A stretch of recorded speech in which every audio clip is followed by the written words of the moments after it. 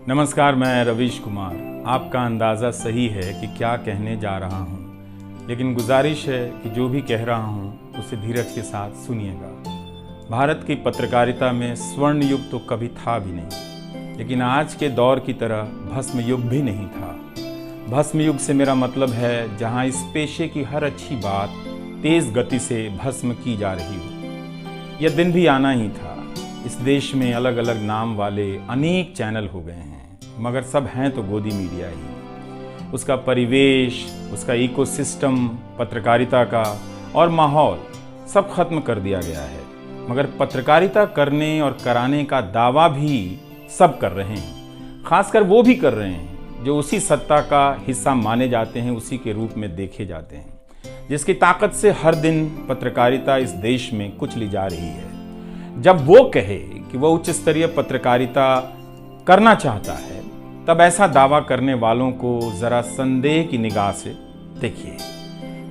गोदी मीडिया और सरकार भी पत्रकारिता का अपना मतलब आपके ऊपर थोपना चाहती है। अगर इसका मतलब किसी भी रूप में वही है, तब आप एक बार फिर से झांसे में आने वाले हैं। इस वक्त अपने संस्थान को लेकर कुछ खास नहीं कहना चाहता, क्योंकि भावुकता में आप तटस्थ नहीं होते, ऑब्जेक्टिव नहीं हो सकते। एनडीटीवी में 26-27 साल गुजारे हैं। इतनी लंबी यात्रा के अपने उतार चढ़ाव भी हैं। अनेक साथी, वरिष्ठ, कनिष्ठ सब शामिल हैं। कितने लोगों ने साथ दिया है। इन अनुभवों के बारे में कभी भी वस्तुनिष्ठ तरीके से नहीं बोला जा सकता, और आज के दिन तो बिल्कुल नहीं, क्योंकि कई बार तथ्यों के साथ भावनाएं मिल जाती हैं और भावनाओं के तूफान में बहुत सारे तथ्य छूट जाते हैं। बेहतर है कि इसे संक्षिप्त ही रहने दिया जाए। जो आदरणीय शख्स हैं उन्हें मैं याद कर ही रहा हूँ। काफ़ी सारी शानदार यादें हैं एनडीटीवी में, अब दोस्तों के बीच सुनने सुनाने के काम आएंगे। आज के दिन किसी एक व्यक्ति का नाम लेना मुश्किल हो रहा है, तब जब आपके पेशेवर जीवन में अनेक लोगों का हाथ हो, कैसे एक का नाम ले सकते हैं। मैं जानता हूं कि पूर्व सहयोगी, मौजूदा सहयोगी सब मुझ में अपना हिस्सा देखते हैं, और वो सही भी है। मुझे सभी से कुछ ना कुछ मिला है। मैं सबका ही आभारी हूं। इसलिए एक का जिक्र कर बाकी को छोड़कर आप न्याय नहीं कर सकते, खासकर ऐसे दिन। वैसे भी इस वक्त तो हर चेहरा ही अच्छा नजर आ रहा है, क्योंकि सबने मेरे अनुभवों को, मेरे जीवन को समृद्ध किया है। बेटी विदा होती है तो वो दूर तक पीछे मुड़कर मायके को देखती रहती है। मैं इसी स्थिति में हूँ। अभी मुड़कर देख लेने दीजिए, फिर कभी विस्तार से एनडीटीवी की बात करूँगा, लोगों के बारे में और एनडीटीवी के बारे में, डॉक्टर रॉय, राधिका रॉय के बारे में भी। मैं कई लोगों की प्रतिक्रियाएं पढ़ रहा था। बहुत सी बातें तो मुझे आज ही पता चली।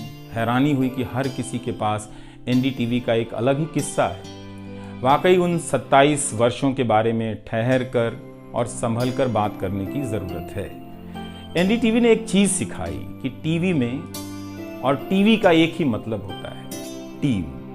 एंकरों के स्टार बनाए जाने के बाद यह धारणा टूट गई, मगर आज भी टीवी के बुनियाद में यही है कि जितनी अच्छी टीम होगी उतना अच्छा काम होगा। अभी इस बात को यहीं रहने देता हूँ, कभी किसी और वक्त के लिए, तब जब आप भावुक ना हो, तब जब मैं भावुक ना हूँ कि एनडीटीवी छूट रहा है। अगस्त 1996 में एनडीटीवी से औपचारिक रूप से जुड़ा था। अगस्त 1996 में ट्रांसलेटर के रूप में, अनुवादक के रूप में। लेकिन उसके पहले कई महीनों तक मैं यहाँ चिट्ठियाँ छांटता रहा। बोरे में चिट्ठियाँ आती थीं और मेरे पास रख दी जाती थीं। तब दर्शक पोस्ट बॉक्स में चिट्ठियाँ भेजा करते थे। देश भर से दर्शक अपने हाथों से अलग अलग कार्यक्रमों के एंकरों को लिखा करते थे। इन्हें पढ़ते हुए मैंने टीवी के कार्यक्रमों के आसपास दर्शकों को बनता देख रहा था। मेरा काम था उनकी बारीक नज़र से लिखी गई चिट्ठियों पर रिपोर्ट बनाना और एंकरों या कार्यक्रम के प्रोड्यूसर को सौंप देना। दिहाड़ी का काम था, उसी के हिसाब से मजदूरी मिलती थी, पैसे मिलते थे। मेरी ज़िंदगी में यह काम आज भी जारी है। आज भी आप मुझे सैकड़ों की संख्या में मैसेज लिखते हैं। हाथ से लिखी चिट्ठियां भी आती हैं, बहुत अच्छी लिखावट में। मैं ज़्यादातर मैसेज पढ़ता भी हूँ और सभी के नहीं तो बहुतों के जवाब देने की कोशिश करता हूँ। कई बार तो अपनी निराशा भी आपसे साझा कर देता हूँ। मैं आपके बीच आकर अपने मन का भाव नहीं छिपाता, क्योंकि मैं आपके बीच बताने के लिए आता हूँ। अगर खुद को ही छिपाने लगा तो वो पूरा बताना नहीं होता है। मुझे तो लगता है कि कई हजार दर्शकों के पास मेरे लिखे हुए जवाब होंगे। उंगलियों में दर्द रहने के कारण इन दिनों जवाब देना कम कर दिया है। तो एक तरह से जिन चिट्ठियों से एनडीटीवी में मेरी शुरुआत होती है, उनका आना जाना आज भी जारी है, आज तक जारी था। वो काम आगे भी जारी रहेगा, लेकिन इतने सारे सुझावों, जवाबों, अपेक्षाओं, शिकायतों और डांट के बीच सोना, जागना और जीना मुझे आपके हवाले करता चला गया। मैं खुद के पास तो रहा ही नहीं, आपके बीच गया तो घर ही नहीं लौटा। शायद अब कुछ वक्त मिलेगा खुद के साथ रहने का। आज की शाम एक ऐसी शाम है जहां चिड़िया को उसका घोंसला नजर नहीं आ रहा, क्योंकि कोई और उसका घोंसला ले गया है। मगर उसके सामने थक जाने तक एक खुला आसमान जरूर नजर आ रहा है। तो खैर, उसके बाद अनुवादक बना और कई पत्रकारों की रिपोर्ट का अंग्रेजी से हिंदी में अनुवाद करता रहा। इसके बाद मैं रिपोर्टर बन गया और फिर मेरी दैनिक रिपोर्ट की अलग यात्रा शुरू होती है। रवीश की रिपोर्ट से काफ़ी कुछ सीखने को मिला। तो इस तरह से ये एनडीटीवी में ही संभव हुआ कि एक चिट्ठी छांटने वाला इसके एक चैनल का ग्रुप एडिटर समूह संपादक बनता है और आज उसे छोड़ रहा है, इस्तीफा दे रहा है। बहुत बड़ी बड़ी शक्तियाँ पीछे खड़ी हैं इस एक पत्रकार के पीछे। तो स्वाभाविक है कि ये नौबत आनी थी, इसका अंदाज़ा मुझे पहले भी था। लेकिन जिस दिन आता है उस दिन अच्छा तो नहीं लगता है। लेकिन मैं आपसे यह भी कहना चाहता हूँ कि जब भी मेरे बारे में मूल्यांकन करें, इस बात की सहानुभूति मुझसे ना रखें कि मैं चिट्ठी छांटता था। मैं उनकी तरह नहीं हूँ कि अचानक चाय बेचने की बात करने लग गया। उतर रहा हूँ जहाज से, बात कर रहा हूँ चाय बेचने की। सहानुभूति के लिए या फिर अपने संघर्ष को महान बताने के लिए मैं ऐसा नहीं करना चाहता। इस देश में हर किसी का संघर्ष ही पहाड़ चढ़ने के जैसा है। आप एम्स के बाहर मरीज जो खड़े हैं, उनके परिजन जो खड़े हैं, उनसे मिल लीजिए। आपको पता चल जाएगा कि उनकी चुनौतियां कितनी बड़ी हैं और आपका दुख कितना कम है, छोटा है। लेकिन आज के दिन मैं आप सभी के बीच दर्शकों की बात करना चाहता हूं। इस दौर में कुर्सी पर बैठे किरदारों को टूटते हुए देखा, सबने देखा। संस्थाओं को भस्म होते देखा, आपने देखा। नफरती तूफान में लोगों को भटकते देखा। मगर मैंने इसी दौर में एक नई संस्था भी बनते देखी है। वह संस्था है जनता की संस्था, दर्शकों की संस्था। दर्शक ही अपने आप में इंस्टीट्यूशन बन जाते हैं। आप दर्शकों की संख्या भले कम है, मगर आप दर्शकों ने मिलकर जर्जर किए जा रहे इस लोकतंत्र में जनता नाम की संस्था का पौधा सूखने से बचा लिया। एनडीटीवी में मुझे जब भी अवसर मिला मैंने जान लगा दी। मैंने कभी उन अवसरों को अपने लिए नहीं देखा, बल्कि यही सोचा कि ये अवसर मुझे आप दर्शकों के लिए मिला है, इसलिए उन सभी अवसरों को आप दर्शकों की कहानियों से भरता चला गया और मैं आप दर्शकों का होता चला गया। आपका दावा मुझ पर बहुत बड़ा है, मैं जानता हूँ। आप मुझ पर बहुत दावा रखते हैं। मेरे आसपास आप दर्शकों की वजह से एक न्यूज़ रूम बन गया था, पब्लिक न्यूज़ रूम, जो दफ्तर के भीतर नहीं, आपके घरों में था, आपके दिमाग में था। दुनिया भर में फैले कितने दर्शकों ने आगे आकर मेरी मदद की है। आपने कभी मुझसे पैसे भी नहीं मांगे, कभी एहसान तक नहीं जताया। विदेशों में मेरे लिए वीडियो रिकॉर्ड किया, रिसर्च किया। मेरा हर कार्यक्रम किसी न किसी दर्शक के सहयोग का उदाहरण है।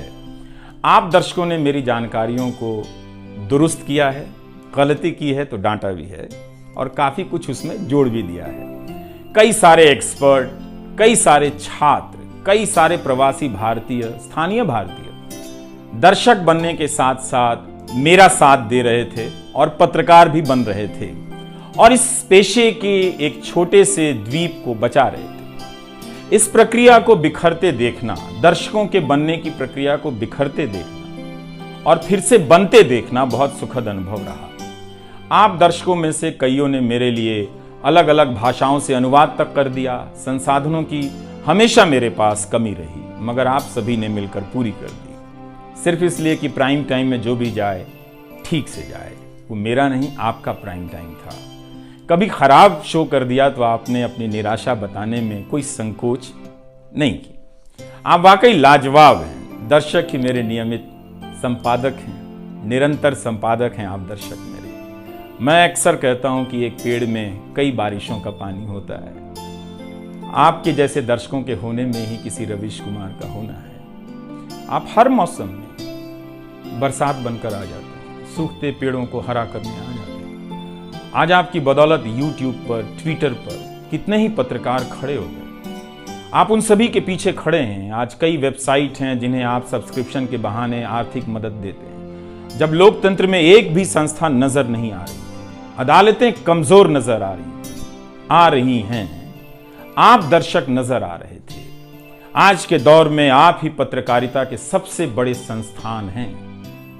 पत्रकारिता अब संस्थानों में नहीं बची है, आप जैसे दर्शकों के बीच बची हुई है, जिनकी मदद से आज पत्रकार सवाल पूछ रहे हैं। यही आपका इस वक्त में सबसे बड़ा योगदान है। हो सकता है कि कोई जनता की आवाज को पूरी तरह कुचल दे, उसकी आवाज पर धार्मिक नफरतों की आंधी धूल को भर दे, ढक दे, लोकतंत्र को मिटा दे, मगर आप दर्शकों का होना हौसला देता है कि लोकतंत्र भले खत्म हो जाए, मगर उसकी चाहत कभी खत्म नहीं होगी, क्योंकि आप जैसे दर्शक अपनी जवाबदेही को, जिम्मेदारियों को बहुत खूब समझते हैं। इस मुश्किल वक्त में आपने एक पत्रकार पर भरोसा किया, उसे कितना प्यार दिया। कई बुजुर्ग माओं ने मेरे बाल सहला दिए, गाल छू लिए, तो किसी ने मेरे गमले में गुलाब के फूल लगा दिए, किसी ने चने का सत्तू भेज दिया कि मेरी सेहत ना खराब हो, किसी ने शहद भेज दी, किसी ने धूप में खड़े देखा तो सर पर गमछा तान दिया और छाता खोल दिया, किसी ने जेब में कलम रख दी, महंगी कलम। आज के दिन मैं एनडीटीवी से ज्यादा आप दर्शकों को याद करना चाहता हूं। आपके बिना मैं कुछ नहीं कर पाता। मुझे आप दर्शकों पर नाज है। कई बार लगता है कि मैं संस्था का कम, आप दर्शकों का प्रतिनिधि ज्यादा हूं। मुझे काम करने की आजादी मिली संस्था में, निर्बाध आजादी, और उस आजादी को मैंने हमेशा संभाल कर रखा, क्योंकि आपकी तेज नजर मुझ पर थी। खुद को काफी संभाला कि कुछ गलती ना आ जाए, कुछ मुझसे चूक ना हो और मुझ में अहंकार ना आ जाए और बदले में आजादी चली जाए। मेरे आगे दुनिया बदलती रही, मगर टेस्ट मैच के खिलाड़ी की तरह पिच पर टिका रहा। पर अब किसी ने मैच ही खत्म कर दिया है, उसे T20 में बदल दिया है। जनता को चवन्नी समझने वाले जगत सेठ हर देश में हैं, इस देश में भी। अगर वो दावा करें कि आप तक सही सूचनाएं पहुंचाना चाहते हैं, तो इसका मतलब है कि डॉलर अपनी जेब में रखकर आपकी जेब में चवन्नी डालना चाहते हैं। पत्रकार एक खबर लिख दे तो जगत सेठ मुकदमा कर देते हैं और फिर सत्संग में आकर प्रवचन भी देते हैं कि वे पत्रकारिता का भला चाहते हैं। आप दर्शक इतना तो अपना भला समझते होंगे, इसलिए आज मैं अपने संस्थान से ज्यादा आप दर्शकों को याद करना चाहता हूं। मुझे हमेशा लगता था कि हिंदी का पत्रकार छत क्यों नहीं छू पाता है। ऐसा क्यों है? हिंदी पत्रकारिता के कई श्रेष्ठ संपादकों, पत्रकारों के कार्यों पर निगाह रहती थी, उनकी गहराई हैरान करती थी। फिर भी लगता था कि उनकी बात जमाने तक ठीक से नहीं पहुंची, पेशे के भीतर उन्हें उनकी जगह नहीं दी गई। पत्रकारिता का मतलब अंग्रेजी का पत्रकार होना हो गया। इसके कुछ ठोस कारण भी हैं, उनमें विस्तार से जाने का समय नहीं है, लेकिन तब भी हिंदी के जुझारू पत्रकार आसमान क्यों नहीं छू सकते हैं, यह बात कचोटती रही। इन सब बातों ने मेरे व्यवहार में काफी बदलाव कर दिए। भाषा को संयमित किया, मर्यादित किया, ताकि हिंदी का प्रभाव कम ना हो। बहुत सजगता से अपना काम इस तरह से किया कि लोगों को, देश के किसी भी हिस्से के लोगों को मेरी हिंदी से प्यार हो जाए। मेरी मातृभाषा हिंदी नहीं है, भोजपुरी है। भोजपुरी गांव है मेरे लिए। हिंदी मेरे लिए भाषा का वो शहर है, पहला शहर, जहां मैं गांव से शहर आया था, लेकिन मुझे भारत के हर राज्य के दर्शकों से प्यार मिला है। हिंदी प्रदेशों की कुंठित राजनीति ने हिंदी को हथियार बना दिया। इससे हुआ कुछ नहीं, हिंदी को लेकर कुंठाएं ही बढ़ती चली गई, किसी का भला नहीं हुआ। मैं उन सभी गैर हिंदी भाषी पत्रकारों, सामाजिक कार्यकर्ताओं, विद्वानों का शुक्रिया अदा करना चाहता हूं, जिन्होंने मेरी हिंदी को समृद्ध किया, जिन्होंने मेरे लिखे हुए का अपनी भाषा में अनुवाद किया और अपनी भाषा में लिखी हुई जानकारियों का मेरे लिए अनुवाद कर दिया मुफ्त में। कई बार लगता था कि अलग अलग डिब्बे जुड़ते जा रहे हैं और रेल बनती जा रही है। उर्दू, मलयालम, तमिल, कन्नड़ा, पंजाबी, गुजराती, मारवाड़ी, बंगाली, मराठी भाषा के पत्रकारों ने कितना कुछ जोड़ा है। यह बात कहीं हिंदी बनाम अंग्रेजी की तरफ ना मुड़ जाए, इसलिए कहना जरूरी है कि अंग्रेजी भाषा में लिखने वाले विद्वानों और पत्रकारों ने मेरी खुलकर मदद की है, मेरे साथ बराबरी का व्यवहार किया। जो नहीं कर सके, ऐसे हैं, उनका क्या हिसाब करना, उनका क्या रोना, मगर जो बराबरी के साथ पेश आते रहे, उनका आभार व्यक्त करना चाहिए। उन सभी ने अपना श्रेष्ठ मुझसे साझा किया, किताबें दी, अवसर बताए, मेरे लेख का अनुवाद तक कर दिया, ज्यादा लोगों तक पहुंचा दिया। मेरे जीवन में इतिहास के मेरे शिक्षकों का बहुत योगदान है।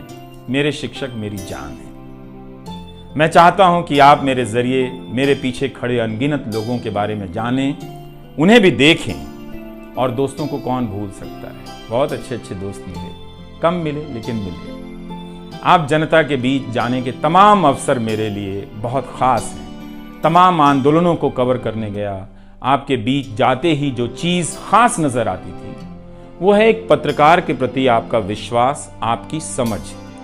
आप लोगों से मैं घिर जाता था। आपके भीतर कितना कुछ बहने लग जाता था, जिसे एक राज्य को सुनना चाहिए, जिसे सुनाने के लिए पत्रकार से अच्छा कोई जरिया नहीं। मुझे आपके बीच आकर हमेशा लगा कि आप सरकार को कैसे देखते हैं, और मैं उस नजर से सरकार को देखने लगा। इसी का भरोसा है कि आपकी सक्रियता में ही भारत का लोकतंत्र धड़कता है। शाहीन बाग और किसान आंदोलन की जिद में मुझे सूरज की रोशनी दिखाई देती है।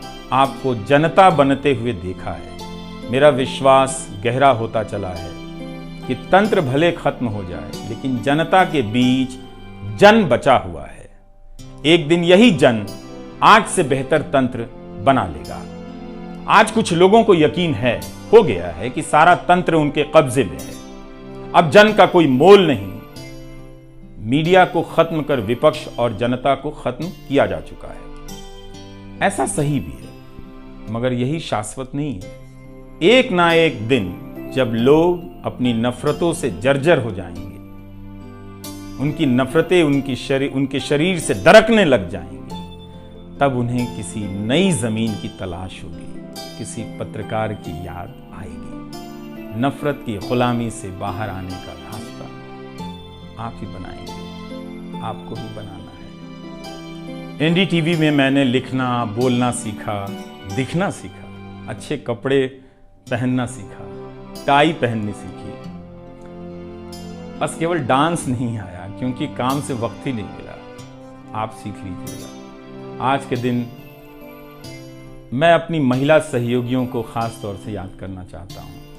काम के प्रति ईमानदारी, टिक कर काम करना और पेशे की नैतिकता की समझ मुझे अपनी महिला सहयोगियों से मिली है, और मैंने उनसे चुरा भी ली है। उनसे मेरी सामाजिक और नैतिक समझ बहुत बेहतर हुई। मेरी इस यात्रा में बहुत सी समझदार औरतें और लड़कियों के अनुभव शामिल हैं।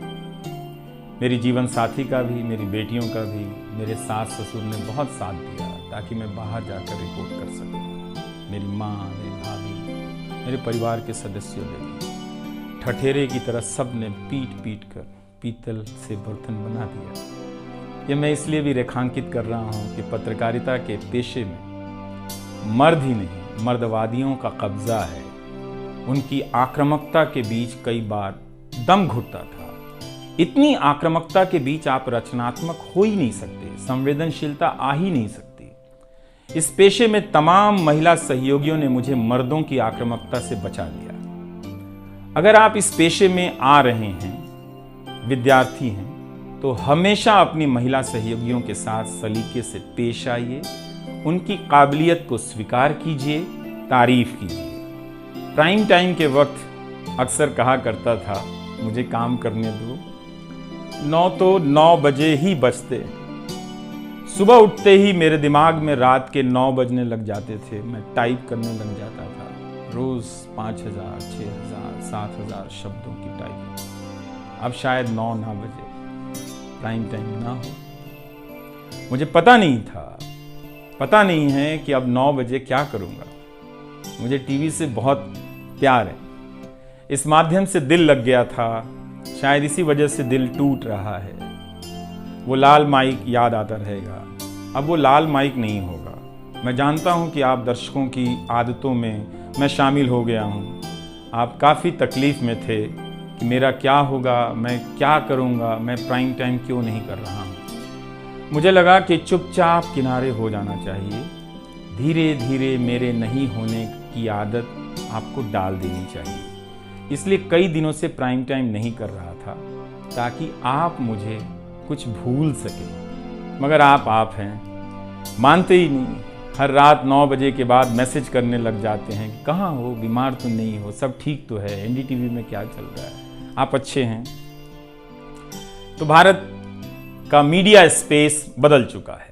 उन हजारों युवाओं की सोचिए जो पढ़ाई पत्रकारिता की कर रहे हैं, लाखों रुपए लगा रहे हैं, मगर उन्हें काम दलाली का करना पड़ेगा, क्योंकि इसके लिए अब कोई सांस्थानिक जगह नहीं बची है। इसी के बीच जो आने वाले पत्रकार हैं, जो इस वक्त पत्रकार हैं, सभी को जूझना है। कोई घुट रहा है तो कोई इस पेशे को छोड़ रहा है। कई लोग कहते हैं कि नौकरी की मजबूरी के अलावा पत्रकार बनने की कोई दूसरी शर्त नजर नहीं आती, कोई उत्साह नहीं है।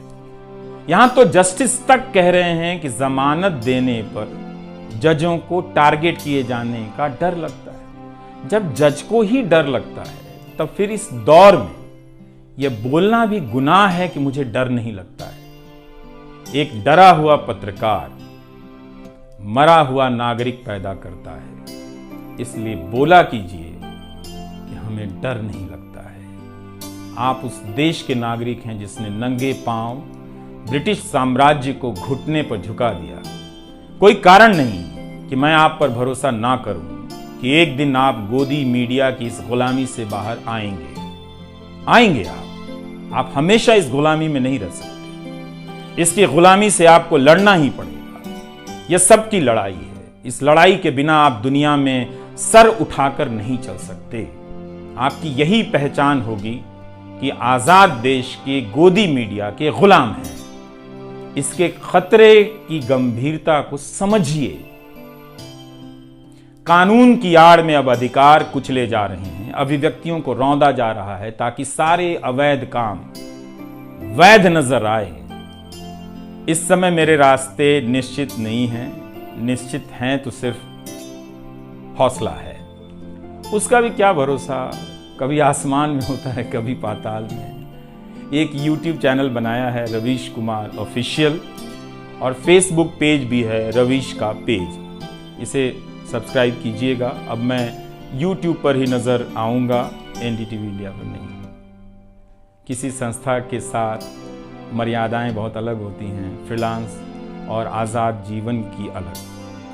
लेकिन इस बार परिवार के साथ थोड़ा वक्त बिताना चाहता हूँ, जीना चाहता हूँ। मैंने इस्तीफ़ा दे दिया है। नमस्कार, मैं रवीश कुमार अब आपको उस चैनल पर सुनाई नहीं देगा। नमस्कार, मैं रवीश कुमार।